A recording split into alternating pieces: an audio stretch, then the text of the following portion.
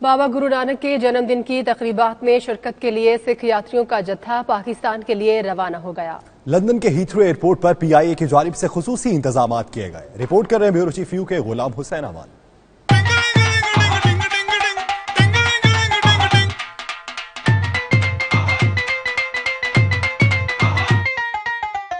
बाबा गुरु नानक की 549वीं जन्मदिन की मजहबी रसूमात में शिरकत के लिए सिख यात्रियों का जुत्था त्रिवेंद्री सिंह की क़यादत में लंदन हीथ्रो से लाहौर के लिए रवाना हुआ। सिख यात्रियों का कहना था, हमें बड़ी खुशी है, बाबा जी की जन्मदिन की रसूमात में शिरकत करने के लिए पाकिस्तान जा रहे हैं। अपने क़याम के दौरान पंजाब के गुरुद्वारों में शिरकत करेंगे।